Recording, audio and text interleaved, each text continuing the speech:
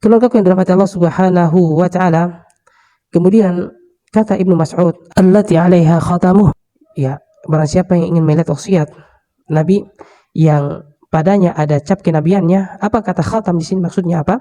Khatam itu bermakna tauqi', semacam pengisahan ya. Nabi kalau menulis apa-apa, surat-suratnya misalnya distempel, yaitu artinya tauqi', pengisahannya Nabi.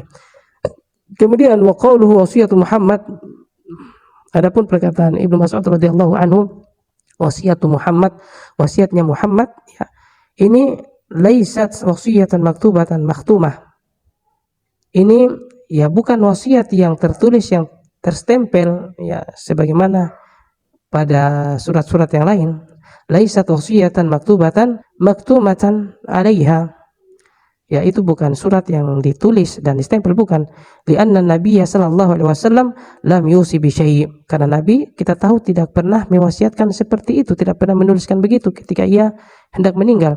Wa yadullu dzalika, dan yang menunjukkan akan hal itu adalah anna Abu Juhaifah, bahwa Abu Juhaifah ya, sa'ala Aliyah ibn Abi Thalib, pernah menanyakan kepada Ali bin Abi Thalib, wahai Ali, ya, ia tanya kepada Ali radhiyallahu anhu, hal ahida ilaika an-nabiy sallallahu alaihi wasallam bi syai'in? Apakah Nabi sallallahu alaihi wasallam itu pernah mewasiatkan kepada engkau, maksudnya secara khusus? Faqal, maka Ali radhiyallahu anhu mengatakan, la, tidak.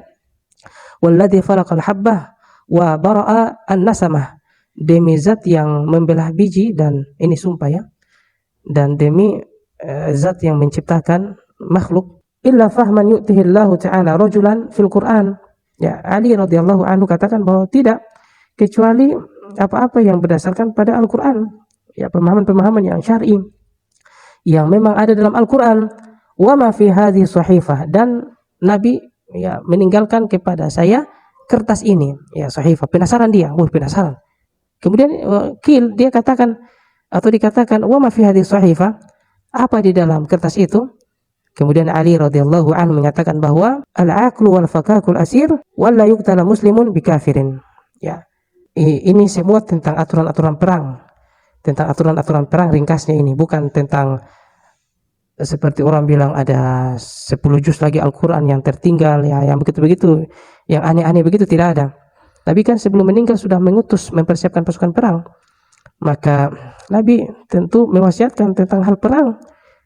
Ya, di antaranya di sini, janganlah seseorang muslim itu dikisas karena dia membunuh orang kafir di medan perang. Misalnya berperang ya, kemudian dia membunuh orang kafir, lalu orang muslim itu dikisas karena kesalahan membunuh misalnya.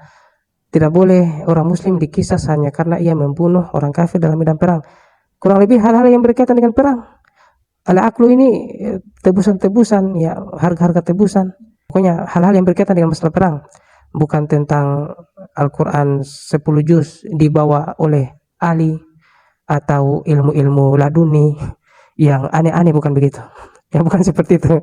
Fala yadhunnu anna nabiyya awsa bi hadhil ayat wasiyatan khasatan maktubatan.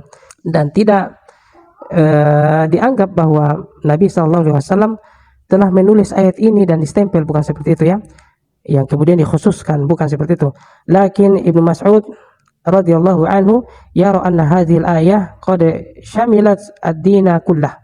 Akan tetapi Ibnu Mas'ud radhiyallahu anhu memandang bahwa ayat ini telah ya mencakup ya, seakan-akan dia telah menyempurnakan agama ini seluruhnya. Faka'annaha wasiyatul lati khatama 'alaiha, dan seakan-akan ayat ini sama nilainya dengan misalnya surat yang diberi stempel, sama, saking pentingnya yang diberi stempel Nabi sallallahu alaihi wasallam. Wa abqaha li ummah, dan ditinggalkan untuk umat. Keluarga yang dirahmati Allah dan jamaah yang dirahmati Allah Subhanahu wa taala, wa hiya ayatun azimah, dan itu tentu ayat yang sangat mulia, yang sangat agung. Idza tadabbaraha al-insanu wa 'amala biha hasalat lahu al-awsafu ats-tsalatsa al-kamilah. Yang jika seseorang itu mentadaburinya, ayat-ayat yang tadi, yang surat Al-An'am ayat 151 sampai 53, jika seseorang mentadaburinya, mengamalkannya, maka dia akan menjadi orang yang bersifat dengan tiga sifat yang sempurna, yaitu al-aqlu ya, cerdas dalam berpikir, adil dalam berbuat, wa tadzakur, ya senantiasa mengingat kepada Allah Subhanahu wa taala, wa taqwa, dan senantiasa takut kepada Allah Subhanahu wa taala. Tadzakur juga bisa bermakna cerdas, ya bisa bermakna juga cerdas, dan dia menjadi orang yang ya takwa. Barang siapa yang mentadabburi 3 ayat tadi, maka dia akan mendapat 3 daripada sifat ini, yaitu cerdas dalam berpikir, kemudian dia senantiasa ingat kepada Allah Subhanahu wa taala, dan dia menjadi orang yang takwa, Keluargaku yang dirahmati Allah Subhanahu wa taala, adapun ya, kata Syekh Al-Utsaimin tentang qul ta'alu aslu ma harrama rabbukum 'alaikum yang ada dalam hadis ini, itu sabaqal kalamu 'alaiha, telah dijelaskan sebelumnya, ya.